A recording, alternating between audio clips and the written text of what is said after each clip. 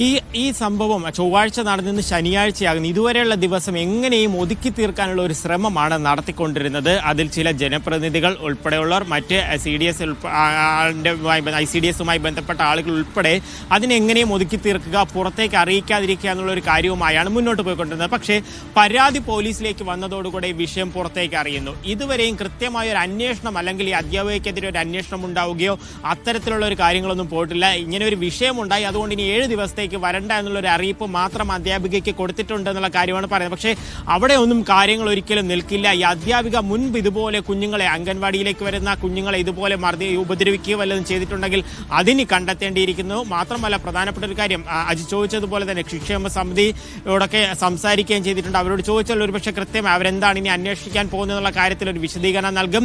CWC ചെയർമാനോട് സംസാരിച്ചിട്ടുണ്ടായിരുന്നു. അവരെല്ലാം തന്നെ നമ്മൾ പറയുമ്പോഴാണ് ഈ കാര്യം അറിയുകയും അതിന് വേണ്ടുന്ന നടപടികൾ സ്വീകരിക്കും എന്നുള്ള ഒരു കാര്യം തന്നെയാണ് അവരൊക്കെ അറിയിക്കുന്നത്. കൊല്ലം ഏലൂരിലാണ് 4.5 വയസ്സുകാരനെ അംഗനവാടി ടീച്ചർ ക്രൂരമായി ഉപദ്രവിച്ചിരിക്കുന്നത്. 2 കാലിലെയും തുടയിൽ ആ കുഞ്ഞിന്റെ രക്തം കട്ടിപിടിച്ചിട്ടുണ്ട്. പോലീസിൽ പരാതി നൽകിയതോടുകൂടിയാണ് ഈ വിവരം പുറത്തറിയുന്നത്. കഴിഞ്ഞ ചൊവ്വാഴ്ചയാണ് ഈ സംഭവം നടന്നത്. ലിജോ അവിടെ നിന്ന് റിപ്പോർട്ട് ചെയ്യുന്നതനുസരിച്ച് ഈ സംഭവം എങ്ങനെയെങ്കിലും ഒതുക്കി തീർക്കുക എന്നുള്ള ഉദ്ദേശത്തോടെ ജനപ്രതിനിധികളടക്കം ഈ ക്രൂരമായ ഹീനപ്രവർത്തിക്ക് കൂട്ടുനിന്നു എന്ന ഞെട്ടിക്കുന്ന വിവരം ലിജോ അവിടെ നിന്നും റിപ്പോർട്ട് ചെയ്യുന്നുണ്ട്. അധ്യാപികയെ 7 ദിവസത്തേക്ക് ജോലിയിൽ നിന്ന് മാറ്റി നിർത്തി എന്നുള്ള വിവരവും കൂടിയാണ് ഈ ഘട്ടത്തിൽ പുറത്തു വരുന്നത്. ഏതായാലും കൊല്ലം ഏലൂരിൽ, അഞ്ചലിനടുത്തുള്ള ഏലൂരിലാണ് ഈ ദാരുണമായ സംഭവം നടന്നിരിക്കുന്നത്.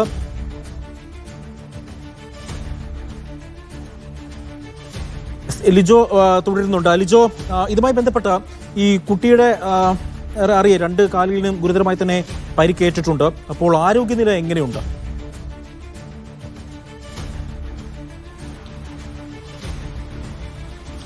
കുട്ടിക്ക് പ്രാഥമികമായി, അതായത് ആശുപത്രിയിൽ ഇന്നാണ് വീണ്ടും കൊണ്ടുപോയിരിക്കുന്നത്. ആദ്യഘട്ടത്തിൽ ഞാൻ നേരത്തെ ഒരു പ്രാഥമികമായ ശുശ്രൂഷയൊക്കെ നൽകി എന്നുള്ളതാണ് പറയുന്നത്. ഈ ആശുപത്രിയിൽ ഇന്ന് കൊണ്ടുപോകുമ്പോൾ ആ കാര്യങ്ങൾ കൃത്യമായി രേഖപ്പെടുത്തുകയും ചെയ്തിട്ടുണ്ട്, എന്താണ് സംഭവിച്ചതെന്നുള്ള കാര്യം.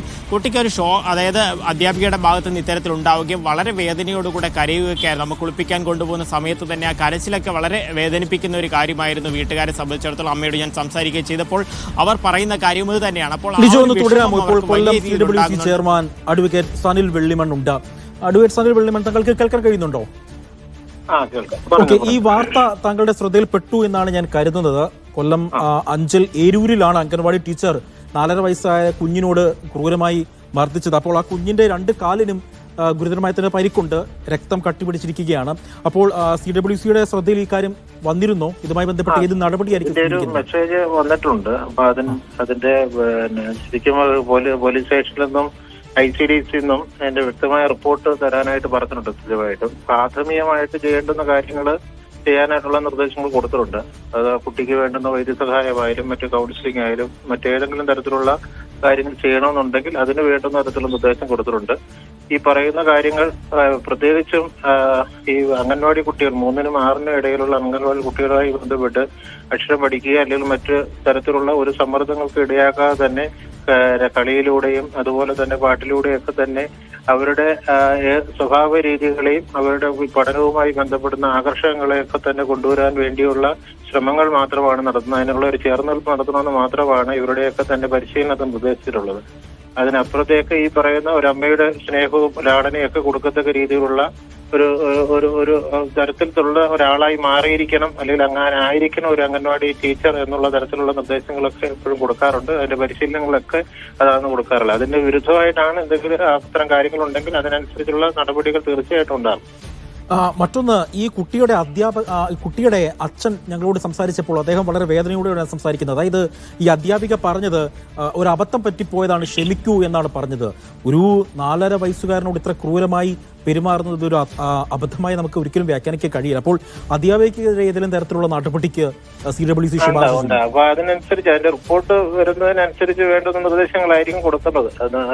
തരത്തിലാണ് നടന്നിട്ടുള്ളത്, അതിന്റെ സംഭവങ്ങളെ സംബന്ധിച്ചുള്ള വ്യക്തമായ റിപ്പോർട്ട് ചോദിച്ചിട്ടുണ്ട്. അതനുസരിച്ച് ആ റിപ്പോർട്ട് കിട്ടുന്നതനുസരിച്ച് അതിന് വേണ്ട നിർദ്ദേശങ്ങൾ കൊടുക്കുന്നുണ്ടാവും.